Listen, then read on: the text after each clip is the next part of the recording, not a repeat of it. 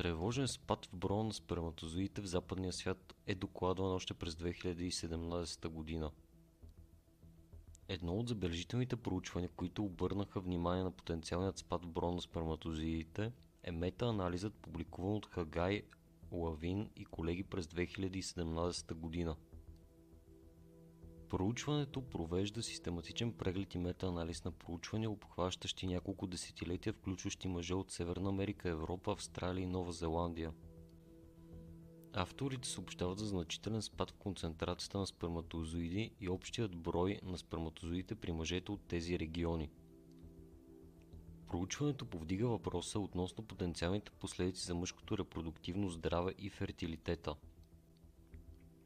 Анализът включва 185 проучвания от 1973 до 2011 година, обхващащи 42 935 мъже.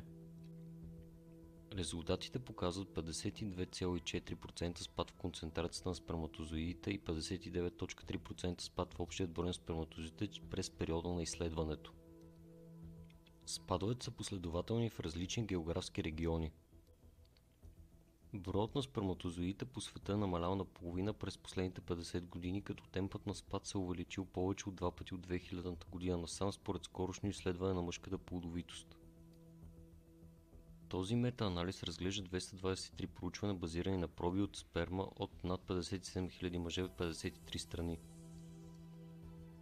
Това показва за първи път, че мъжете в Латинска Америка, Азия и Африка споделят подобен спад в общият брой на сперматозоидите и концентрацията, както беше наблюдавано преди в Европа, Северна Америка и Австралия. Данните показват, че този спад в световен мащаб продължава през 21 век с ускорени темпове. Безплодието засяга една на всеки 6 двойки в развитите страни и приблизително 50% са от мъжки произход. Двойките по света могат да сблъскат с проблеми с зачеването на бебе без медицинска помощ. Това започва да прилича на пандемия. Има го навсякъде, това явление е глобално. Но какви са причините за всичко това? Преди да продължим, моля абонирайте се за моят канал за повече базирано на доказателство съдържание. Първо и най-важно, факторите, свързани с начина на живот, са от решаващо значение. Първо, заседнал начин на живот. Съвременният заседнал начин на живот, характеризиращ се с намалена физическа активност, е свързан с по-лошо качество на семенната течност. Разбира се, връзката между заседналият начин на живот и по-лошото качество на семенната течност е изследвано в научни изследвания. Ето едно подходящо проучване, което подкрепя идеята, че намалената физическа активност е свързана с компрометирано качество на спермата. Проучването установява обратната връзка между общата физическа активност и морфологията на семената течност, което показва, че по-високите нива на физическа активност са свързани с по-добро качество на семената течност. Заседналото поведение, като продължителното седене, се свързва с по-ниска подвижност на сперматозоидите. Мъжете, които се занимават с умерено до интензивна физическа активност, имат по-висок брой сперматозоиди в сравнение с мъжете с по-ниска нива на активност. Номер 2. Нездравословна диета. Лошите хранителни навици, включително диети с високо съдържание на преработени храни и ниско съдържание на основни хранителни вещества, са свързани с намален брой сперматозоиди. Мъжете с по-висок прием на преработени меса могат да имат по-ниска подвижност на сперматозоидите.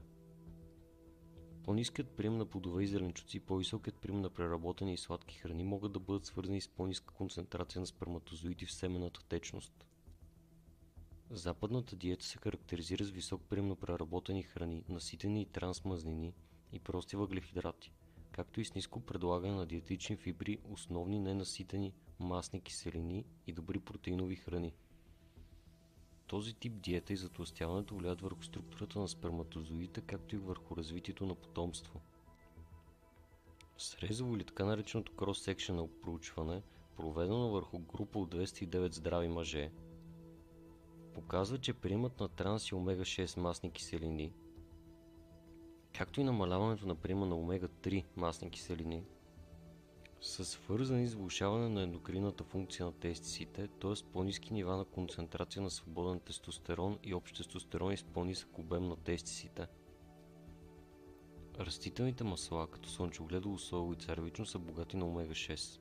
Следователно много преработени пакетирани храни, които съдържат растителни масла, могат да допринесат за прекомерният прием на омега-6.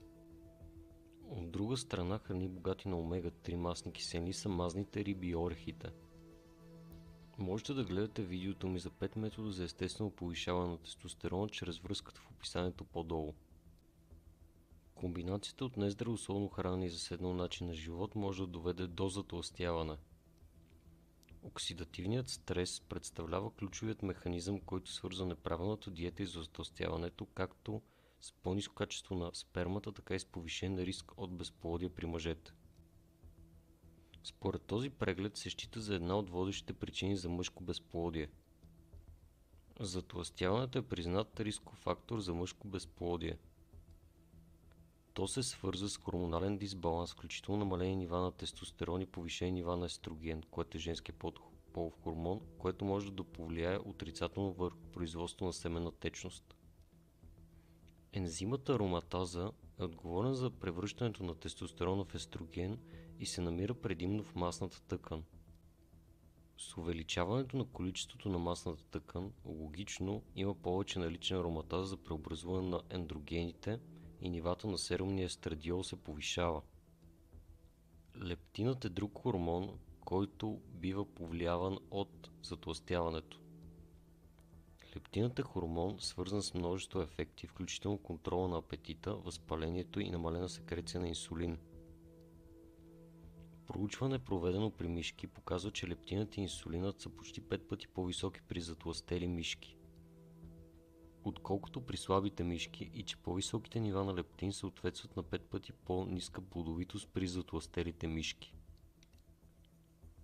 Затлъстяването също така увеличава рисковете от други хронични смъртоносни заболявания, включително рак. Можете да гледате видеото ми за затлъстяването чрез връзката в описанието. Как можете да поправите това? Чрез физическа активност и добре балансирана диета можете да започнете своето пътуване за отслабване. Здравословното количество упражнения при мъжете може да бъде от полза.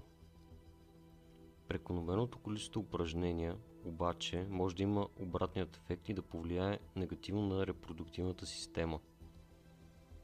Сперматозоидите са силно податливи на оксидативен стрес, който може да увреди тяхната ДНК и да компрометира способността им да оплодят яйцеклетката.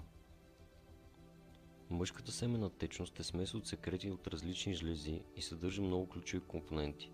Много от тях, които са от съществено значение за правилната сперматогенеза и съзряването на сперматозоидите и тяхното функциониране, трябва да идват от вашата храна. Вашата диета трябва да е богата на мазна риба, тъй като е богата на омега-3 масни киселини, както и на масно разтворими витамини като витамин А, Д и Е. Но запомнете, че рибата и морските дарове често са замърсени с живак и други тежки метали и невротоксични вещества, така че ги яжте в умерени количества. Следващото нещо са зеленчуците и плодовете, съдържащи антиоксиданти, фибри и минерали. По-добре купувайте био или домашни зеленчуци, тъй като много плодове и зеленчуци са покрити с вредни пестициди. Следващото нещо са ядките и семената, съдържащи ненаситени масни киселини, фибри, токофероли, фитостероли, полифеноли и минерали. Яжте само сурови ядки. Пълнозърнести продукти, съдържащи фибри, цинк и магнезии. Можете също така да ядете месо, но изключете преработеното месо от диетата си, доколкото е възможно. Млечни продукти, богати на протеини и калций, но в умерени количества, тъй като съдържат животински естрогени. Зехтин съдържа алфа-линовеленова киселина, витамин Е и полифеноли. Следващото списка са яйцата. Това е една супер храна, пълна с протеини, витамин B12, витамин Е, цинк и мазнини. Можете да ядете и наситени мазнини в умерени количества, тъй като имате нужда от холестерол за синтеза на тестостерон. Но има два минерала, които са абсолютно необходими за вашия тестостерон и плодовитост. Кои са те? Ще разберете в следващото видео. За да не пропуснете кои са тези два микроелемента, които трябва да си набавяте от храната, моля абонирайте се за канала ми и харесайте видеото. Ще се видим в следващото видео.